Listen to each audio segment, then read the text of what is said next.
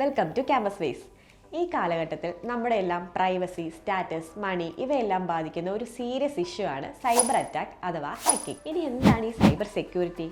Cyber അറ്റാക്കിൽ നിന്നും ഒരു cyber സ്പേസിലേക്ക് secure ചെയ്യുന്ന ഒരു പ്രോസസ്സാണ് സൈബർ സെക്യൂരിറ്റി. ഇനി എന്താണ് സൈബർ സ്പേസ് എന്ന് വെച്ചാൽ നമ്മുടെ datas, information, storage sources, cloud network ഇതെല്ലാം ഇന്റർകണക്ട് ചെയ്ത് നമ്മുടെ നെറ്റ്വർക്കിൽ തന്നെ ആഡ് ചെയ്ത് വെച്ചിരിക്കുന്നതാണ്. ഇപ്പോൾ ഒരു ഉദാഹരണം പറഞ്ഞാൽ നമുക്ക് അക്കൗണ്ട് ഉള്ള ഒരു ബാങ്കിന്റെ സെർവർ ഹാക്ക് ചെയ്യുന്നു. അങ്ങനെ ഒരു ഹ്യൂജ് എമൗണ്ട് ലോസ് ചെയ്യുകയും അത് നമ്മുടെ ഫിനാൻഷ്യൽ എക്കോണമിയെ തന്നെ ബാധിക്കുന്നുണ്ട്. ഇതുകൊണ്ട് തന്നെ ഡേറ്റ പ്രൊട്ടക്ഷന്റെ ഇമ്പോർട്ടൻസ് വളരെ വലുതാണ്. അതുകൊണ്ട് തന്നെ സൈബർ സെക്യൂരിറ്റി എന്ന് പറയുന്നത് ഒരു ബെസ്റ്റ് കരിയർ ഓപ്ഷൻ തന്നെയാണ്. +2 സയൻസ് സ്ട്രീം എടുത്ത ഒരു സ്റ്റുഡന്റ് ആണ് നിങ്ങളെങ്കിൽ ബിടെക് സൈബർ സെക്യൂരിറ്റി എന്ന കോഴ്സിന് എലിജിബിൾ ആണ്. അപ്പോൾ സൈബർ സെക്യൂരിറ്റി എന്ന് പറയുന്നത് ജസ്റ്റ് ഒരു സർട്ടിഫിക്കേഷൻ കോഴ്സായിട്ടും ഡിപ്ലോമ കോഴ്സുമായിട്ടൊക്കെ അവൈലബിൾ ആണ്.